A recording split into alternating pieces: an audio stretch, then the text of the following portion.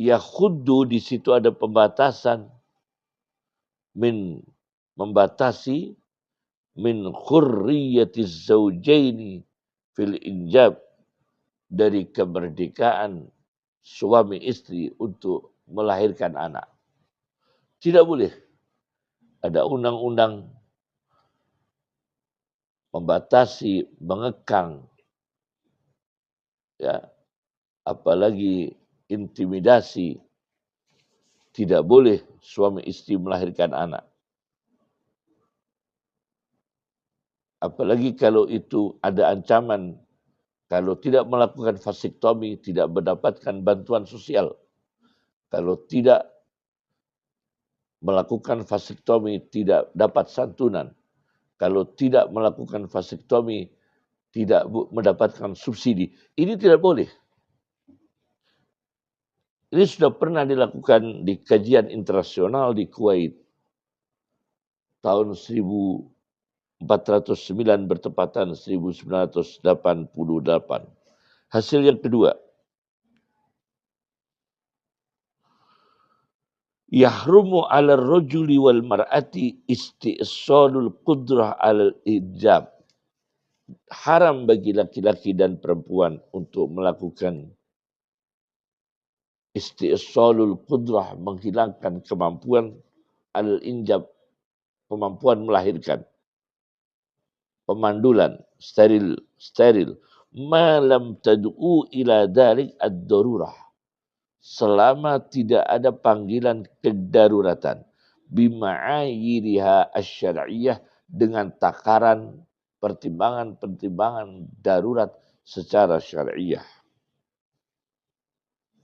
Yang ketiga, yajuzu tahakkum al-mu'aqqad bil injab. Boleh melakukan tahakkum, yaitu pengekangan, pencegahan waktu sementara jangan melahirkan. Karena apa? Karena ada kekhawatiran secara medis, biqasdil muba'ada baina fataratil hamli, dengan tujuan untuk menjaga jarak jauh antara masa-masa kehamilan.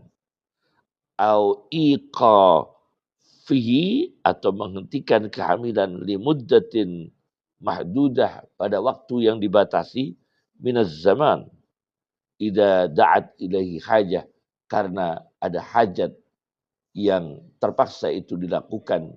Tidak boleh hamil sementara dengan keputusan dokter yang ahli.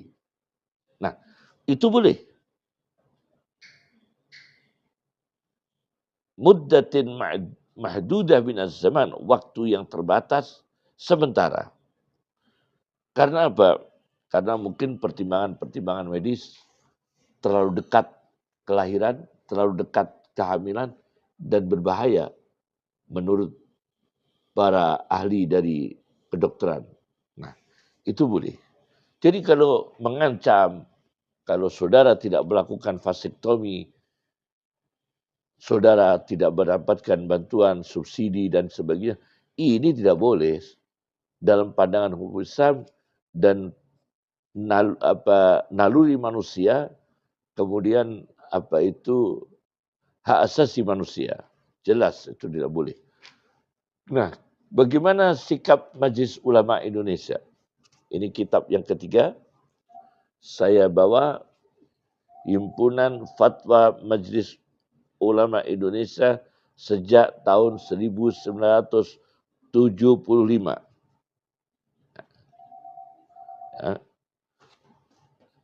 Di halaman 1131, 1132,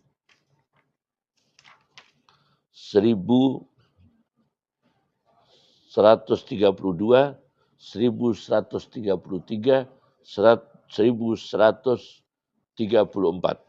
Di sini Majelis Ulama memutuskan.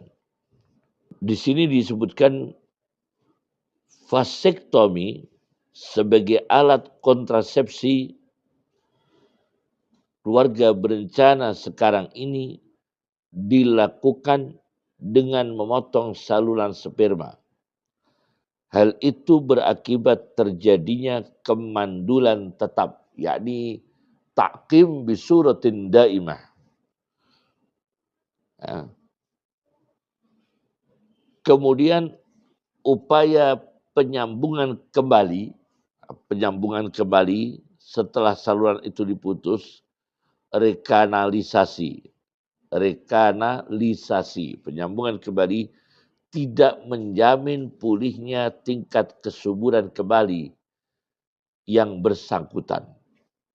Oleh sebab itu, konstitusi ulama Komisi Fatwa se-Indonesia memutuskan praktek vasektomi hukumnya haram.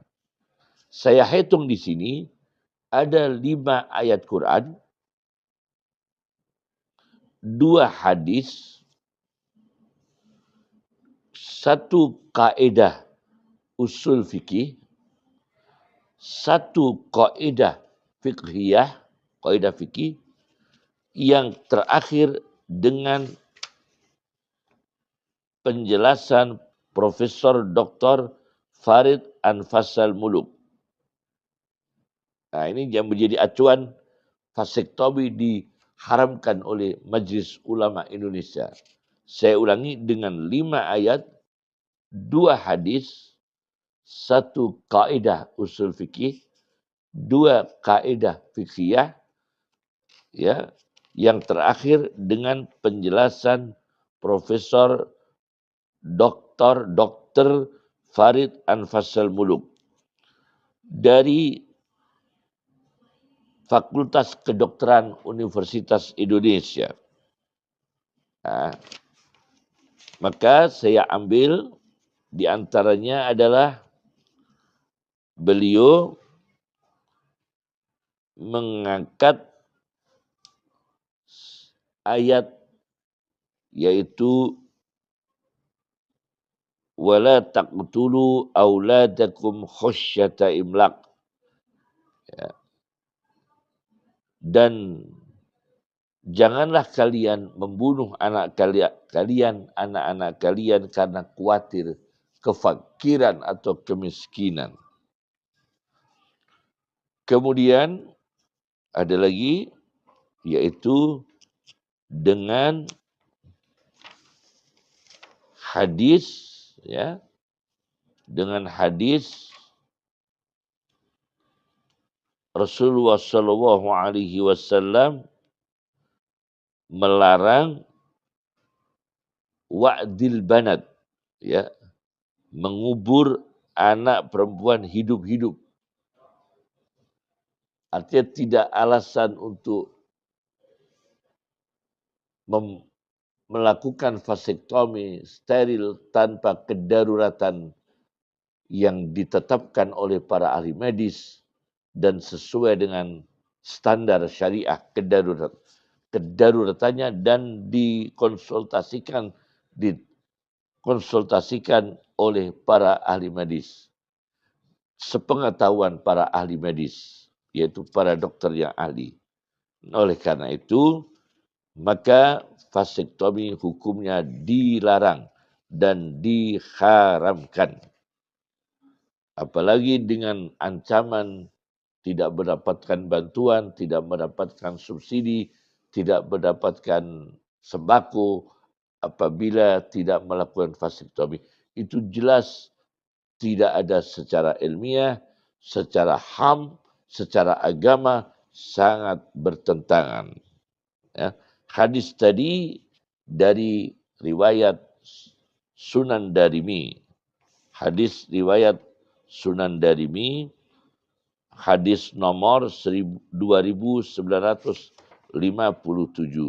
Nah Rasulullah SAW an wa'dil banat. Ini saya bawa sarahnya, sarah Sunan Darimi, yaitu karya Sayyid Abu Asim Nabil bin Hazim Al-Ghamri. Nabil Al-Ghamri. Ini murid di antara murid Sayyid Muhammad bin Alawi bin Abbas Al-Maliki. Ini yang mensyarah di jilid 4 halaman 267, 268, 269, 270. Nah, jadi jelas ya. Cukup dari kami. Assalamualaikum warahmatullahi wabarakatuh.